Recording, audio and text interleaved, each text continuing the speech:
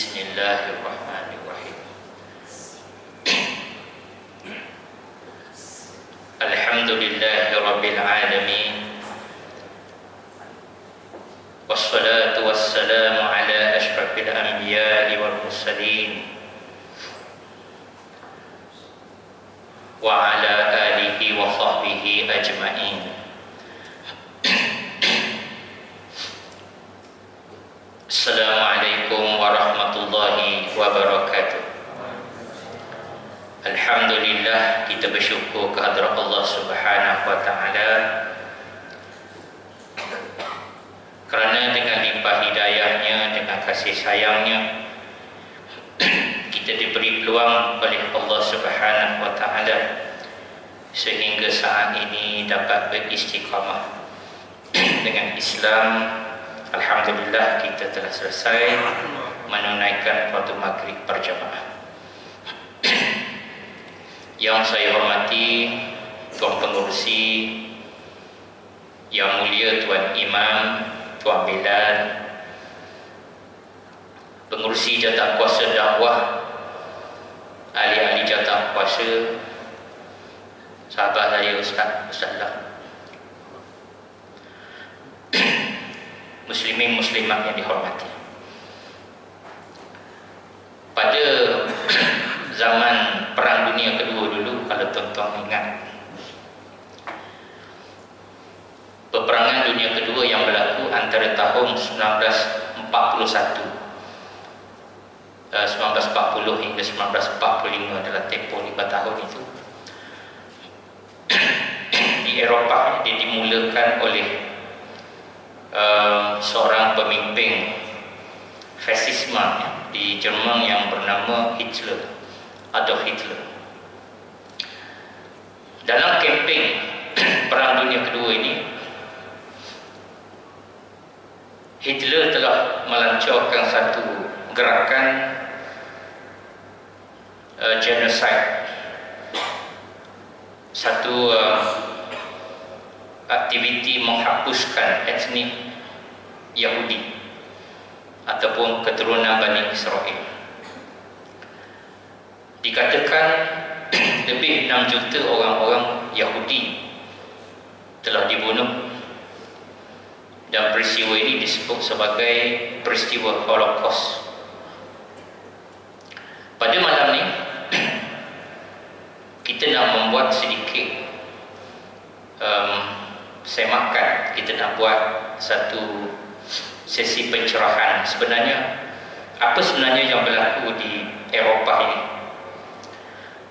Mengapakah orang Bani Israel menjadi mangsa tentera Nazi ini, sedangkan banyak etnik-etnik yang lain seperti orang Asia, orang kulit hitam, orang Gypsy, orang daripada Balkan dan juga Eropah Timur juga berada di negeri Jerman itu, tetapi tidak menjadi sasaran. Kenapakah Hitler mensasarkan orang-orang Yahudi? Siapakah orang Yahudi ini? Orang Yahudi ini adalah keturunan Nabi Yaqub, iaitu putera kepada Nabi Ishaq, putera kepada Nabi Ibrahim alaihissalam. Nabi Muhammad sallallahu alaihi wasallam bertemu nasab dengan Yahudi ini selepas putera kedua Nabi Ismail alaihissalam. Jadi antara orang Arab Adnan, keturunan Adnan, keturunan Nabi Muhammad sallallahu alaihi wasallam ini, dengan orang-orang Yahudi itu adalah sepupu. Mereka ada hubungan kerana Nabi Ismail adalah abang kepada Nabi Ishaq, yang satu bapa dan berlainan ibu. Orang Yahudi menganggap mereka adalah umat pilihan Tuhan, dan di atas nama Tuhan, negeri Palestin itu adalah hak mutlak mereka yang tidak boleh digadai janji. Sebab itu hari ini orang-orang Yahudi di tanah Palestin itu, mereka akan mempertahankan kononnya hak mereka itu walaupun dengan air mata dan darah mereka. Kerana mereka percaya kepada janji Allah Subhanahu wa taala kepada Nabi Ibrahim alaihissalam. Dan mereka anggap Palestin itu adalah tanah yang dijanjikan Tuhan, the promised land. Sebenarnya tuan-tuan, Yahudi ini adalah satu bangsa yang sangat tertindas dalam sejarah dunia. Dalam sejarah wujudan bangsa Yahudi ini, mereka adalah bangsa yang sentiasa menjadi sasaran bangsa-bangsa dalam dunia ini. Pertama sekali, orang Yahudi telah dianiayai oleh bangsa Babylon, sehingga sebahagian besar orang Yahudi telah ditawan ke Babylon, dan rumah ibadah Nabi Sulaiman diruntuhkan untuk kali yang pertama. Kemudian Empire Rom memusnahkan rumah ibadah Nabi Sulaiman bagi kali kedua, dan orang Yahudi telah dianiayai oleh bangsa Rom. Dan selepas itu Yahudi mengalami satu era yang disebut sebagai diaspora. Orang Yahudi kehilangan ibu pertiwi, menjadi pelarian di seluruh dunia, tidak ada negara. Dan di Eropah mereka telah ditindas, terutamanya oleh orang-orang Nasrani. Pada abad yang ke-16, Pope di Vatikan yang bernama Pope Paul yang keempat telah mengeluarkan satu dokumen bernama Cum Nimis Absurdum yang membolehkan Yahudi ini diambil tindakan. Dan paling dahsyat di Spanyol, mereka dibaptis secara paksa, dan Raja Ferdinand dan Isabella adalah pemerintah yang paling bertanggungjawab menganiaya orang Yahudi. Di Perancis juga mereka diusir di saat berlakunya perang salib. Kemudian di negara-negara lain seperti Lithuania mereka diusir, di Rusia mereka diusir. Tetapi orang Yahudi mendapat layanan yang baik semasa pemerintahan Islam. Malah zaman keagungan Islam di Spanyol itu dianggap sebagai Jewish Golden Age in Spain, satu era yang begitu emas bagi orang-orang Yahudi ini.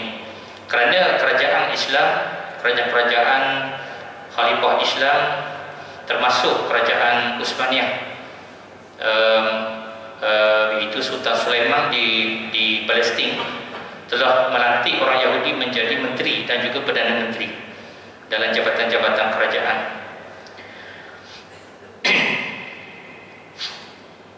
Kenapakah tekanan dan kezaliman kata orang Yahudi ya sepanjang sejarah bangsa mereka ini?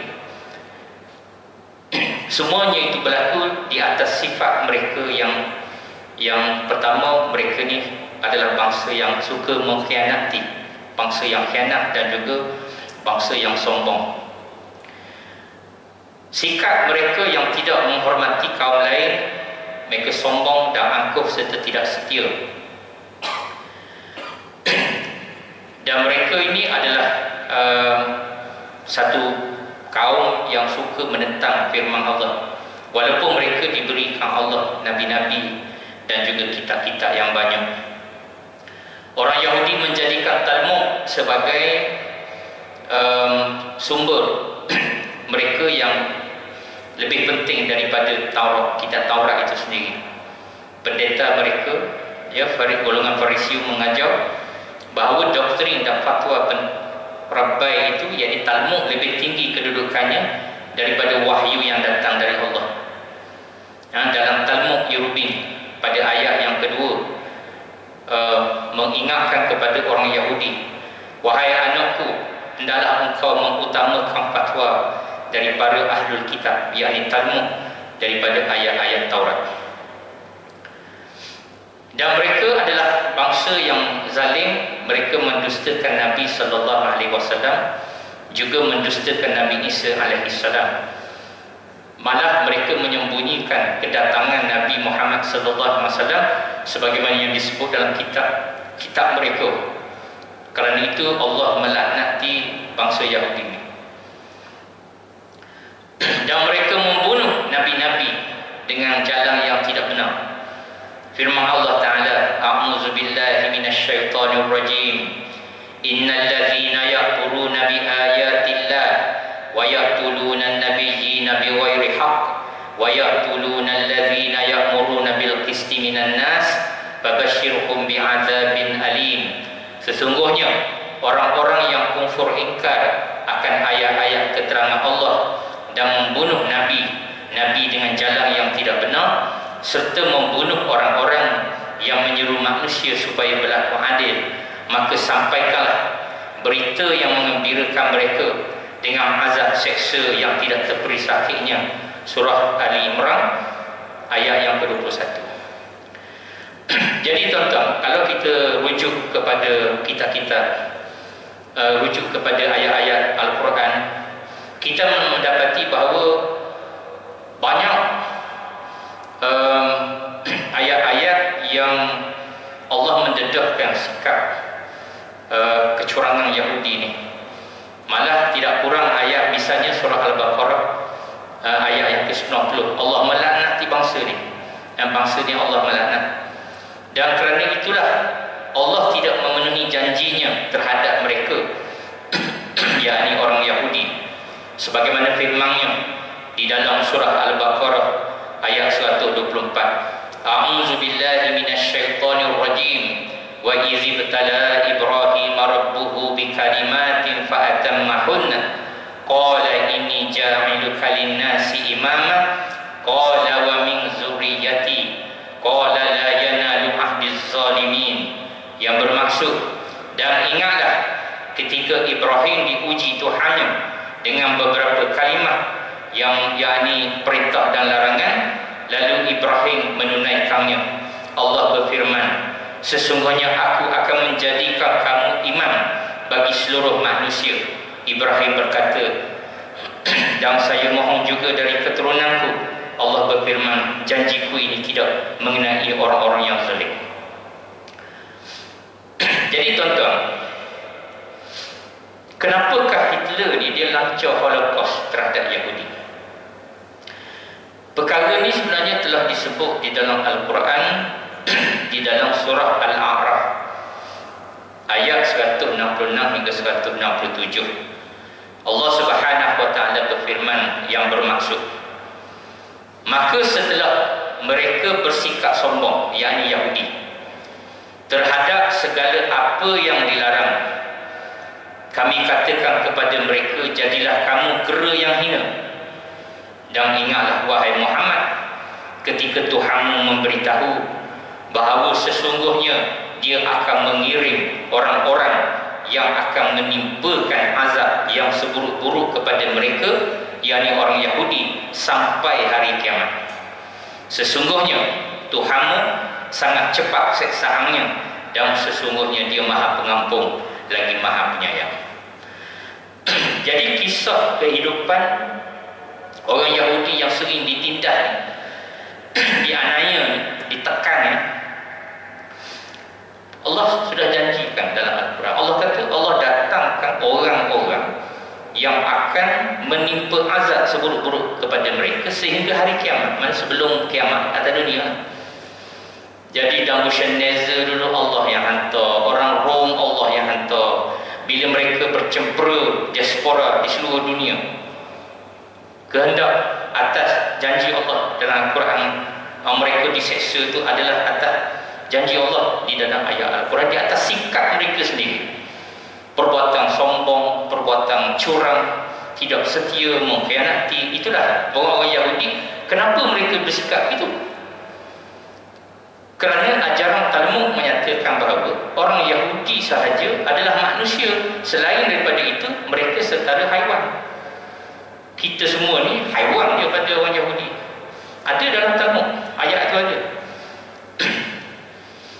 Tuan-tuan bayangkan ajaran Talmud Sekiranya seorang Yahudi bertemu dengan bukan Yahudi, disebut biasanya orang Kanaan, disebut Kanaan ni orang Arab. Sebab orang Arab yang asal membuka Palestin tu dua puak, satu Yabus, satu Kanaan. Yabus tu lebih awal. Sekiranya seorang Yahudi bertemu dengan orang Kanaan, lalu diambilnya barang berharga orang Kanaan itu, maka dia memperoleh pahala yang besar. Kita boleh bayang begitu. Orang Yahudi mencuri dapat pahala. Itu yang diajar di dalam Taurat. Jadi di atas sikap mereka yang gila ini, maka Allah Subhanahu wa taala melaknati bangsa ini. Dan Allah berjanji dalam Quran, Allah akan kirimkan orang-orang ini. Maka Hitler yang melakukan Holocaust di Eropah itu adalah janji Allah. Dan kenapa Hitler buat begitu? Kita ni tuan-tuan membaca sejarah daripada naratif orang yang menang dalam Perang Dunia Kedua. Siapa yang menang Perang Dunia Kedua? Kuasa Berikat. Siapa kuasa Berikat? Britain, Amerika. Siapa Britain? Siapa Amerika? Asal usulnya bangsa yang sama, Anglo-Saxon. Amerika itu, walaupun mereka kata mereka negara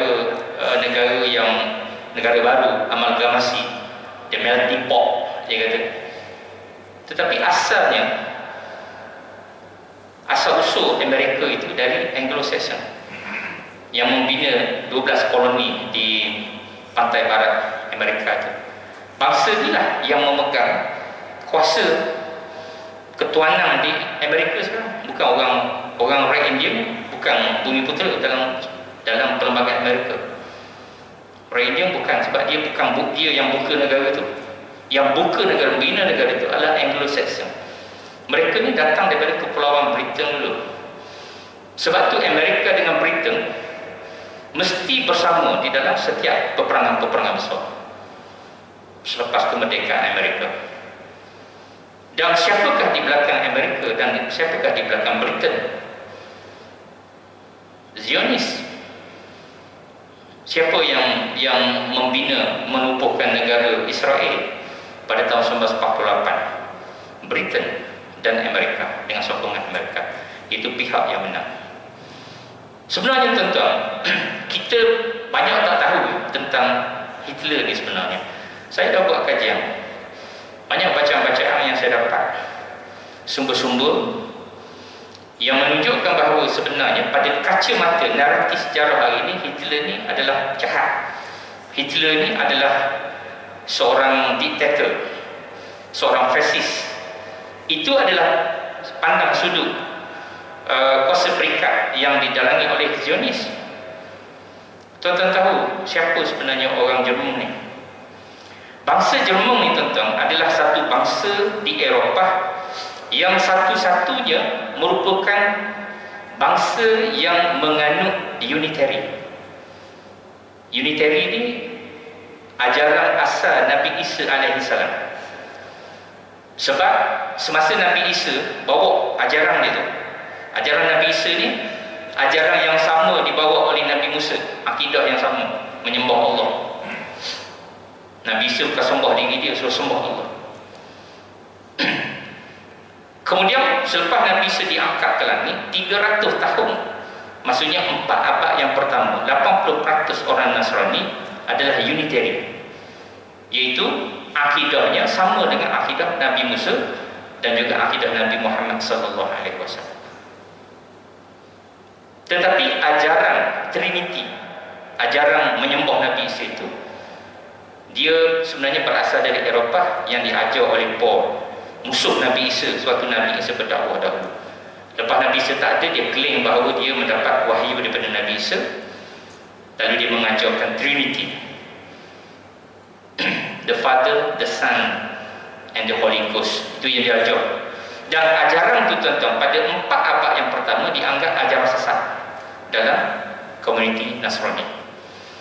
Tetapi apabila kerajaan Rom telah mengisytiharkan dalam persidangan Nicea hanya mazhab Roman Katolik saja, iaitu Trinity, yang lain diharamkan, maka Trinity menjadi dominan dan unitary menjadi picisan. Di antara negara Eropah ni sebahagian besarnya adalah Trinity, sebab Eropah sebelum itu adalah orang pagan yang menyembah dewa-dewi dan juga Trinity. Tetapi Jerman satu-satu negara yang bebas daripada Trinity. Mazhabnya sama dengan mazhab yang dianut oleh orang Nasrani di Mesir, di Palestin dan juga di utara Afrika. Jadi orang Jerman ni sebenarnya tentang akidah dia samalah seperti akidah Waraqah bin Nawfal. Apa tu? Unitary ni satu cabang dia adalah Arianism.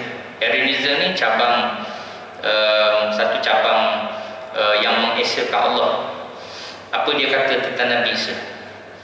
Tuhan itu benar-benar unik dan tidak terbanding. Dia berdiri sendiri, tidak dicipta, tidak berubah, tidak terbatas, dan keesaannya bersifat mutlak.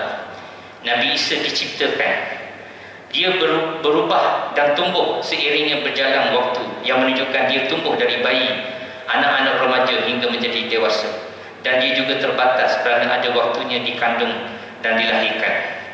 Maka Jesus adalah makhluk ciptaan Tuhan yang diciptakan dari ketidakadaan, yang tidak dapat menyamai keunikan Tuhan. Sifat tidak dapat ditirunya Tuhan dan ketidakterbatasan Tuhan tanpa menguranginya tidak berasal dari zat yang sama dengan Tuhan tanpa mengurang keesaan Tuhan, dan tidak mempunyai pengetahuan yang langsung tentang Tuhan kecuali apa yang diwahyukan Tuhan kepada Jesus. Itu akidah orang Unitarian, sama dengan Islam. Dalilnya tuan-tuan, Waraqah ni Unitarian, dia Kristian, dia Nasrani. Bila dia mengesahkan Nabi sallallahu alaihi wasallam adalah rasul sebagaimana disebut dalam kitab-kitab. Sebelum Nabi angkat risalah Islam, Waraqah mati dulu. Dan sahabat menyatakan bahawa Waraqah akan masuk neraka. Tetapi Nabi menegur sahabat. Nabi kata apa? Sabda Nabi, la tasubu Waraqah bin Nawfal fa inni qad ra'aitu lahu jannah aw jannatain. Janganlah kalian mencaci maki Waraqah, sebab sungguh aku telah melihat satu atau dua syurga baginya. Macam mana Kristian boleh masuk Islam, boleh masuk syurga? Dia bukan Kristian, dia pengikut ajaran Nabi Isa yang asal. Hitler pun sama. Kerana tuan-tuan, daripada abad yang keempat itu, di Jerman itu, walaupun Unitary ini kuat, akhirnya kerana Eropah didominasi oleh Trinity, akhirnya banyak suku-suku Jerman terpengaruh juga dengan Trinity. Tetapi golongan Visigoth dan Vandals adalah dua puak Jerman yang kekal dengan Unitary, antaranya adalah Hitler. Jadi tuan-tuan, Hitler ni ia Unitary, maka Unitary ni dia dekat dengan Islam.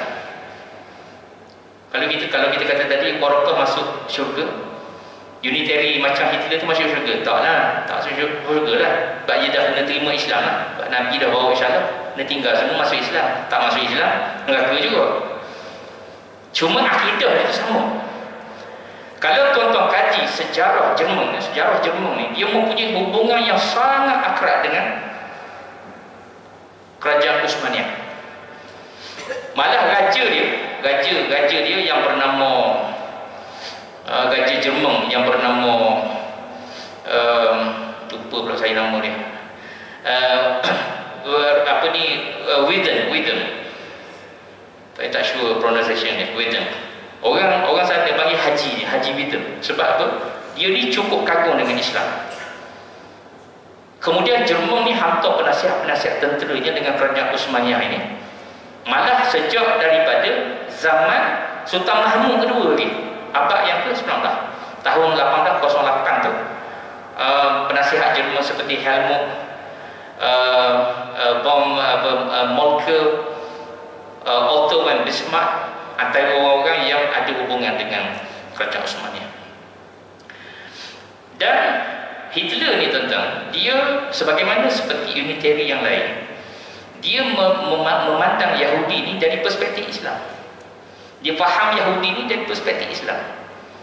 Maka Hitler adalah orang yang menentang Zionis. Zionis ini adalah satu pertubuhan yang sangat dibenci oleh Hitler. Hitler benci dua. Satu, Zionis. Yang kedua, dia benci komunis. Dua-dua dia benci. Tetapi Hitler dengan Islam dia dekat. Sebab tu ini dalam masalah politik Jerman lah. Hitler ni dia berbuk juga nak ambil jawatan. Masa zaman dia selepas Perang Dunia yang pertama, dia ditangkap dan dipenjarakan. Dalam penjara tu Hitler menulis satu buku. Nama buku tu Mein Kampf. Mein Kampf tu maksudnya perjuangan tu. Dalam buku tu dia menulis cita-cita dia nak mengangkat Jerman, nak kembalikan semula Jerman ni menjadi satu bangsa, satu negara yang hebat di Eropah. Dan di dalam tulisan itu dia banyak memetik ayat-ayat Al-Quran dan juga pemikiran-pemikiran yang secocok dengan Islam. Antaranya Hitler dia menyatakan bahawa orang Yahudi ini adalah satu masalah kepada dunia, kerana Yahudi ini dengan sifatnya, dengan sifat orang Yahudi itu, pemikiran Hitler itu seperti sejalan dengan Al-Quran. Dan Hitler, tuan-tuan, Hitler ni dia pernah bekerjasama dengan kerajaan Turki untuk menumpaskan gerakan-gerakan ketenteraan, bercorak ketenteraan yang dianjurkan oleh Zionis pada awal-awal dulu. Dan sebelum Hitler pun, pemerintah Jerman sebelum tu pun dia ada kerjasama dengan kerajaan Uthmaniyah. Dan di bumi Palestin tu Zionis telah melumpuhkan satu gerakan yang dipanggil gerakan Hashemah. Gerakan Hashemah. Gerakan Hashemah ni, tuan-tuan, satu gerakan bercorak ketenteraan bawah tanah yang tujuannya untuk menjadi tulang belakang kepada negara yang akan dibentuk nanti di Palestin tu. Dan Hitler telah dapat mencium rancangan Zionis ini tahun 1909 lagi. Hitler dah tahu. Masa tu Hitler belum menjadi pemerintah Jerman lagi, tapi dia sudah tahu, dan itu ditulis dalam bukunya The Mein Kampf. Dan dia kata ini bahaya. Tertubuhnya negara Israel di Palestin itu adalah bahaya kepada dunia, katanya. Dan tuan-tuan, kerajaan Jerman sebelum tu dengan kerajaan Ottoman, kerajaan Uthmaniyah ni pernah beberapa kali buat operasi untuk menghapuskan Hashemah ini yang dipelopori, yang dipimpin oleh seorang Zionis bernama Liaseniski. Dia ditangkap masa itu, dan 12 anggota Hashemah telah dihukum oleh pemerintah kerajaan Uthmaniyah. Akan tetapi, tuan-tuan, selepas Britain dapat menjajah bumi Palestin, selepas Britain menjajah, Hashemah ini menjadi bebas sebebasnya, sebab dia tidak lagi terikat dengan kekuasaan kerajaan Uthmaniyah. Maka apa yang dibuat oleh Hashemah adalah dia menubuhkan satu gerakan ketenteraan yang dibuat pada tahun 1920 dengan nama resminya Irgun Haganah Harbi. Irgun Haganah Harbi ini adalah macam gerakan gerila yang mendapat bantuan ketenteraan daripada kerajaan Britain dan juga kerajaan Amerika. Dan nak cerita kat tuan-tuan, Haganah ini sejak tahun 20 tu dia telah membuat keganasan terhadap orang Palestin. Dia telah menubuhkan satu unit-unit yang cekap, dan mereka mula di bawah pengaruh kekuasaan Britain di Palestin itu, mereka mula mengusir, melakukan penindasan terhadap orang Palestin yang telah tinggal di bumi tanah air mereka ni ribuan tahun dahulu. Dan tuan-tuan, Haganah ini membantu British. Haganah ini dia masuk dalam unit-unit tentera British, Kuasa Berikat ni, untuk menentang tentera paksi, tentera Nazi. Nazi ni Itali yang bergabung dengan Jerman tu, sekutu-sekutu Jepun tu semua tu kan. Jadi dalam unit-unit tentera Nazi ada tentera-tentera Islam. Dalam unit tentera-tentera Berikat ada unit-unit tentera Nazi. Dan pada tahun 1944, Brigade Haganah ini dia mempunyai 5,000 tentera profesional. Mempunyai 5,000 tentera profesional yang lengkap bersenjata. Dan ketika negara Israel diisytiharkan di bumi Palestin tahun 1948, Haganah ini menjadi tulang belakang kepada angkatan tentera Israel.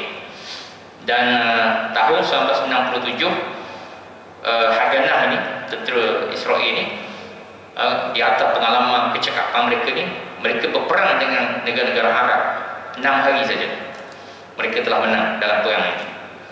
Dan hasil peperangan itu, Mesir, Jordan, Syria, Lebanon telah hilang wilayah yang ditakluk, dijajah oleh orang-orang negara Israel.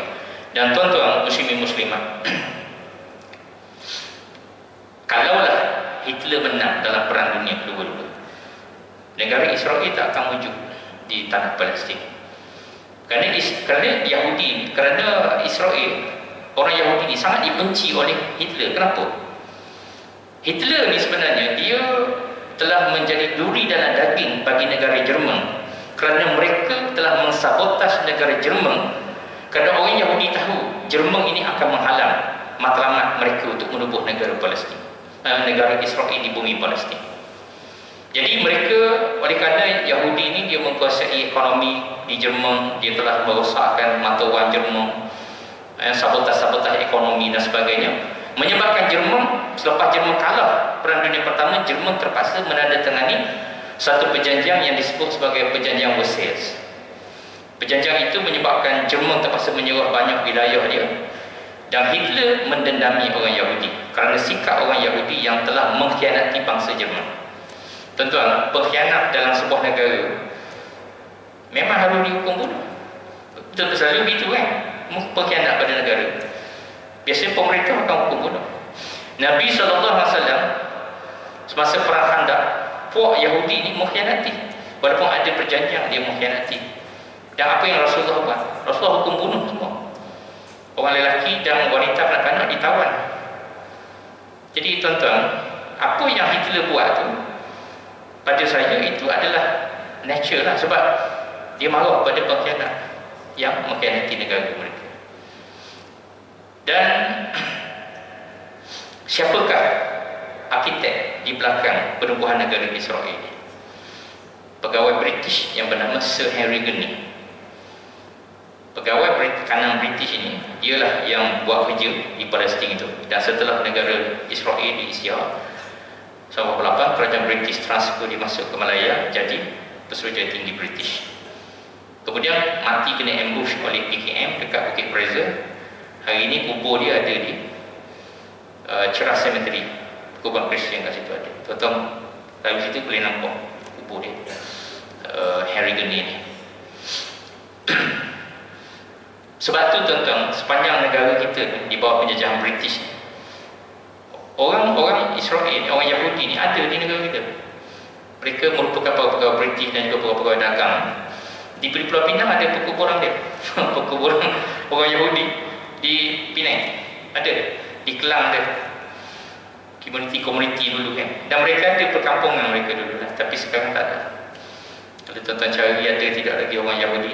Tetapi dulu saya ada seorang pelajar saya, kakak dia berkahwin dengan suami dia tu berdarah Yahudi. Saya pergi majlis kahwin student saya tu, pelajar saya tu, saya bertemu kakak dia dan abang ipar dia tu. Saya tengok saya pun tu ada gaya-gaya Yahudi sikit lah. Dia kata memang dulu keluarga dia dah campur lah, Yahudi campur. Datuk dia dulu Yahudi, memang duduk di Kelang dia tu. Memang ada komuniti Yahudi di Malaysia. Sebab apa Yahudi ada sini? Sebab di bawah British, di bawah Britain. Sebab Britain ni adalah umpama yang memayungi orang Yahudi lah. Jadi tuan-tuan muslimin muslimat,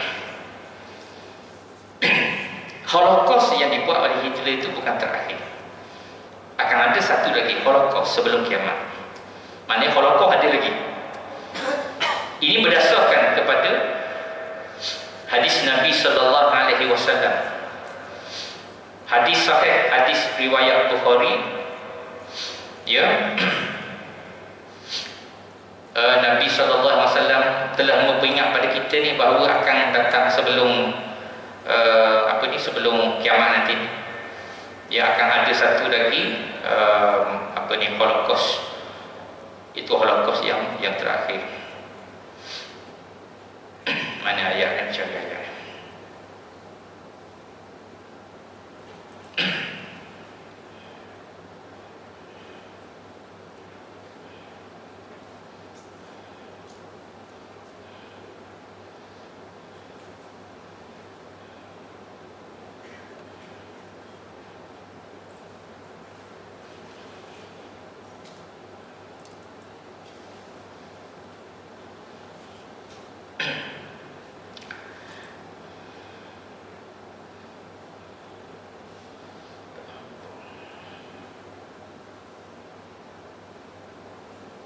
Okey, dalam hadis ini tentang Nabi sallallahu alaihi wasallam bersabda yang bermaksud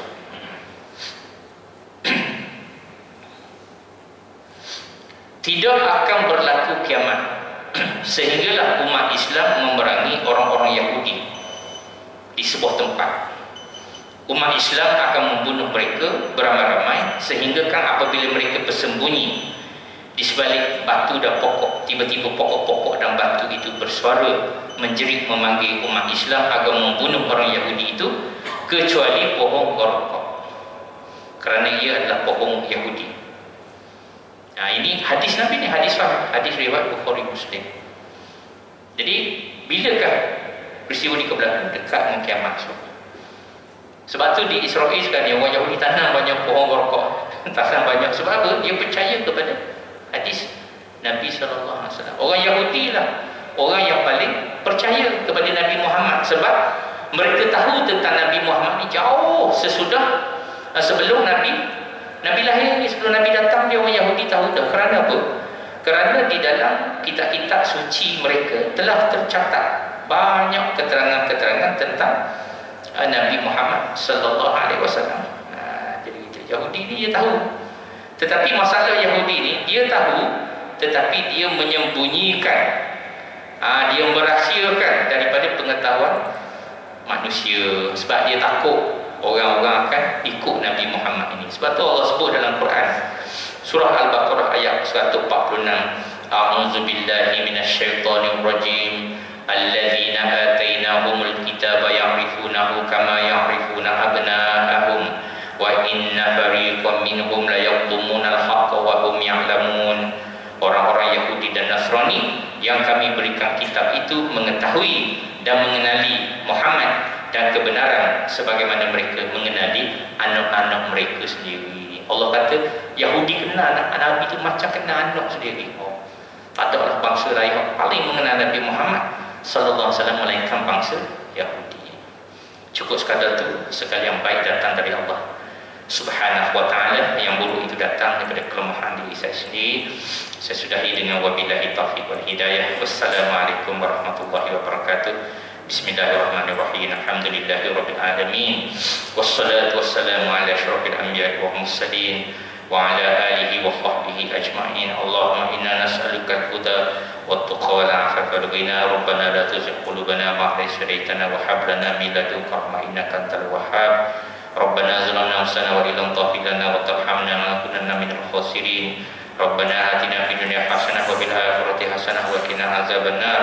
Sallallahu alaihi wasallam Muhammad wa ala alihi washabihi ajma'in. Subhana rabbika rabbil izzati amma yasifun wa salamun alal mursalin. Walhamdulillahi rabbil alamin.